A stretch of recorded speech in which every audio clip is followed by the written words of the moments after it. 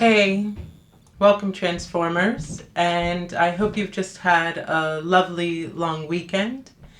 Today I spent time with so many of my beautiful friends, and same thing yesterday and the same thing before, and that just left me so excited to talk to you today about the importance of belonging and connection. In Brene Brown's book, The Gifts of Imperfection, she says, as a matter of fact, we are wired for connection. It's in our biology.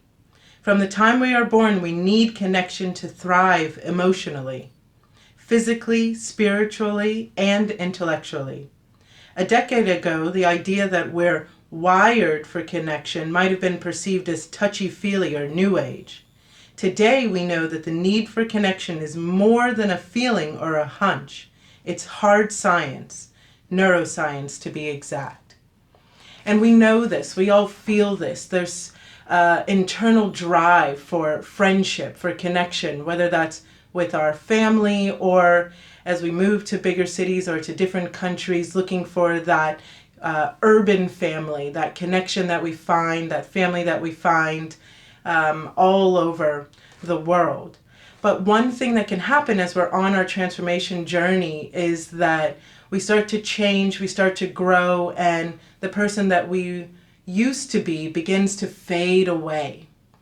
And it can be quite confusing, and sometimes it can be quite isolating as we start to notice that relationships around us are no longer feeding us, or we no longer want to play the role that we used to play in that relationship.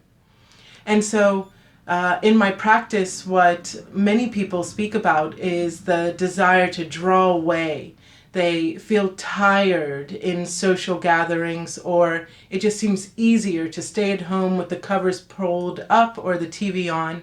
And I want to say to you that this is exactly the time where it's actually more important to go out to the world and find that connection.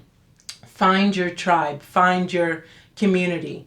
Even though at times it may seem exhausting or at times it may seem like a lot of work, that is when you really need it the most. That is the practice, to stay the course as you change, as you develop and grow. And so that desire to isolate oneself is a reminder that you are doing the work and you're doing good work.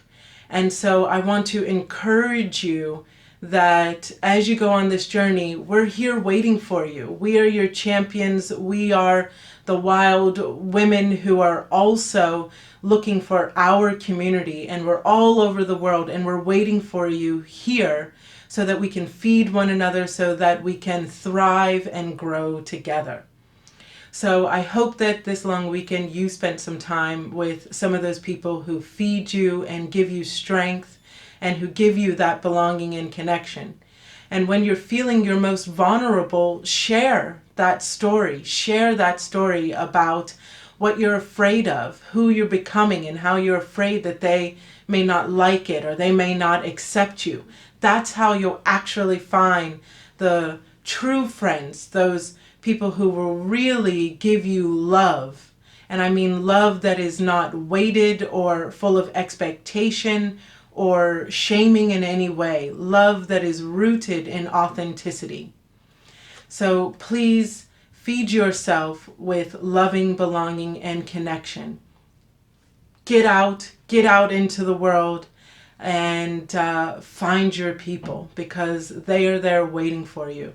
I am here waiting for you. To you, dear one. See you next week.